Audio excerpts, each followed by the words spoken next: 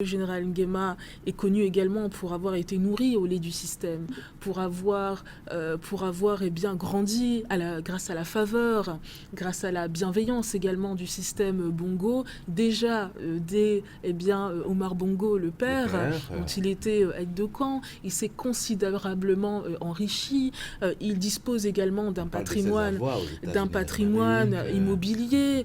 On a beaucoup parlé de cette résidence, de ces deux résidences qu'il a pu acquérir à un demi-million de dollars comme ça en cash aux États-Unis. Donc vous voyez bien que finalement les intérêts sont autres et que cette opération main propre sert finalement à délégitimer davantage un pouvoir que l'on sait corrompu. Et se présenter comme une alternative crédible et se présenter comme un sauveur. Donc c'est un peu, le champ lexical du messianisme. On vient sauver, voilà, ça rejoint ce que vous disiez, la libération, on vient sauver le peuple gabonais, voilà, de cette classe de sangsues finalement, qui s'accaparait les ressources du pays, qui de façon éhontée détournait l'argent en tout cas des caisses publiques.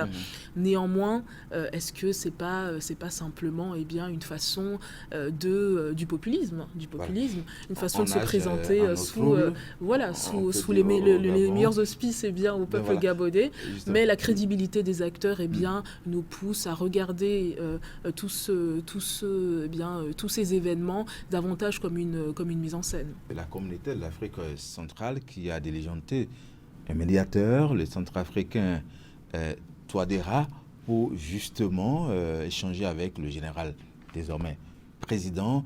Est-ce qu'on est dans une libération, dans un coup d'État? Comment est-ce que vous analysez tout cela?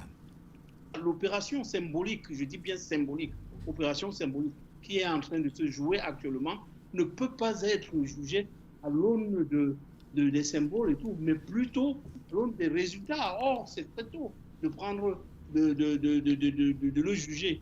Moi, je constate juste une seule chose. La première des choses que je dirais qui est très importante, c'est que quand il s'agissait de vouloir rassurer les gens, bien sûr, il a proposé par exemple des bourses au secondaire, ce qui est très bien, ce qu'on avait supprimé depuis un certain temps. Là, tout le monde a applaudi, y compris moi, je trouve que c'est très bien.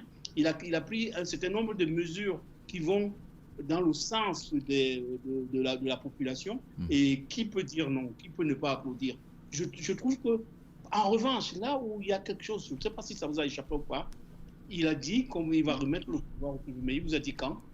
Bien malin celui qui dira quand. Quelle analyse est-ce qu'on peut faire globalement dans un contexte de l'Afrique centrale où nous avons des présidents qui ont une certaine longévité au pouvoir?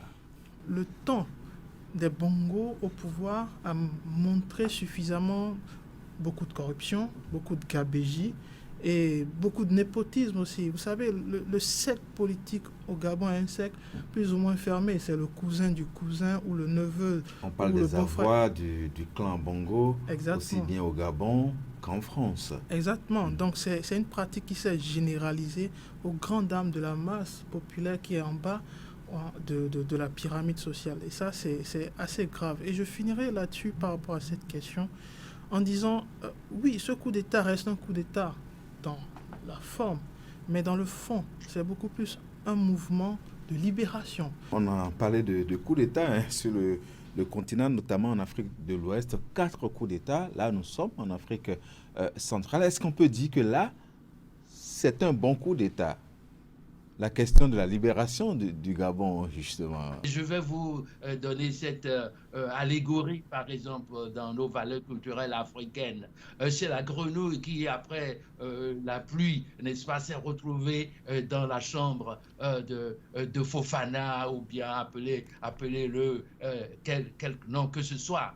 Et puis on jeta la grenouille par la fenêtre, croyant le faire du mal. Et bien, la grenouille tombe dans le marécage qui est derrière la maison. Elle dit « Ah, je n'attendais que ça. Vous voyez, le peuple gabonais n'attendait que ça.